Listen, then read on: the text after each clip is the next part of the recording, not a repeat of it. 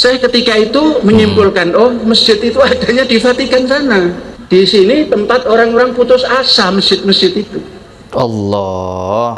Orang yang masuk masjid ini pelit. Yang ada peradaban pungutan uang. Gak ngaca apa Panji Gumilang ini? Kalau banyak korban-korbannya Panji Gumilang, speak up di TV One itu. Sampai ada yang mensedekahkan atau menginfakkan 17 juta. Padahal dia orang miskin. Itu ada saya rekam videonya, dia menyumbang atas nama toko Edut 17 juta dia menyumbang, padahal dia miskin, tidak ada apa-apa lagi. Itulah NI Pak, otaknya yang dicuci itu. Sudah berapa nih korban ini?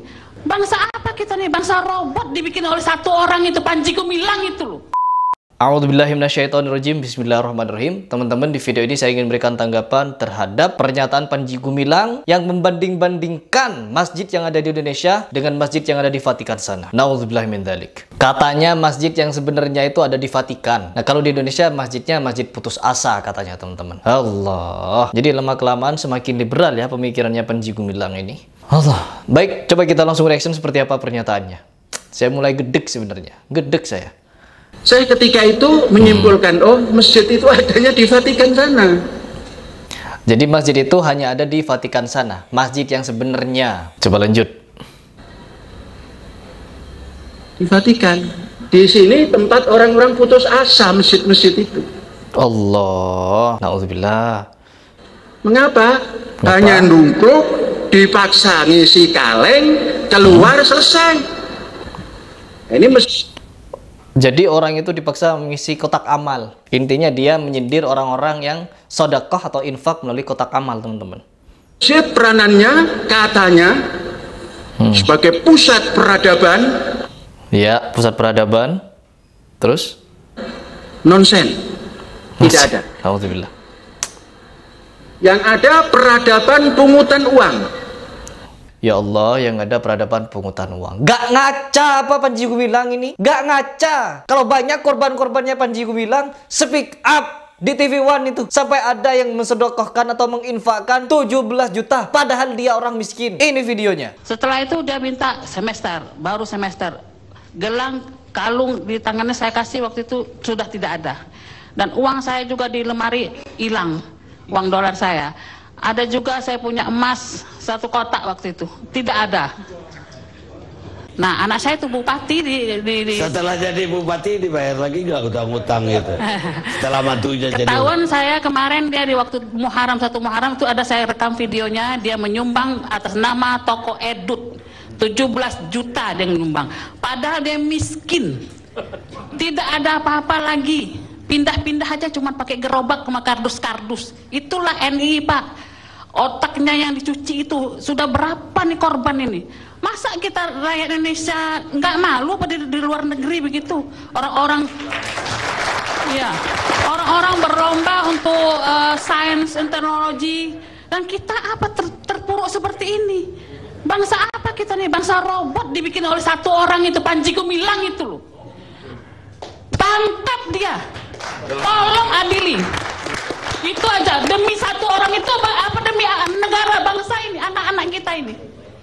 Jadi saya minta kepada kepolisian, saya berterima kasih dengan SBY kemarin telah menyatakan dengan pidatonya, telah menanggapi apa keluhan-keluhan rakyatnya. Itulah seorang presiden. Saya minta tindak tegas lagi setelah ini. Tapi Ngelunjak sekali memberikan pernyataan kepada Indonesia, peradabannya peradaban pungutan uang. Panji Gumilang, Al Zaitun, kalian juga memungut uang. Banyak korbannya sudah. Saya punya banyak kenalan untuk membahas perihal ini. Tapi mudah-mudahan di beberapa berita bisa mulai naik, bisa mulai diangkat. Agar apa? Agar penyesatan ini, agar tragedi kemanusiaan berkedok agama ini segera dihentikan. Sampai sekarang NII itu ada, meskipun berganti nama. Karena ideologinya itu loh, ya, ideologinya. Allahu Akbar. Coba lanjut dulu. Leleng. Kalau itu peradaban memalukan. Allah, peradaban memalukan katanya. Maknanya orang yang masuk masjid ini pelit. Diedarkan kotak baru ngasih. Kalau peradaban, mestinya setiap penghuni masjid ini punya rekening khusus untuk ditransfer. Kan semua orang tidak mungkin punya rekening, Bapak. Semua orang, apalagi di kampung-kampung, mereka yang bekerja buruh, untuk bersedekah gimana kalau mereka tidak punya rekening? Bahkan di sini, teman-teman, ini Panji Gumilang memberikan faham, lempar jumroh bukan lempar apa, teman-teman. Bisa lempar beberapa karung semen, teman-teman. Atau lempar uang. Jadi sistem pemikiran Panji Gumilang ini uang terus. Ya.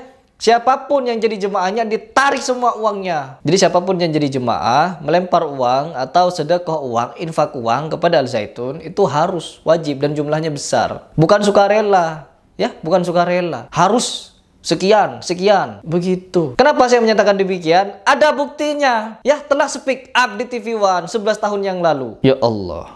Coba lanjut dulu. Masjid itu tidak ada.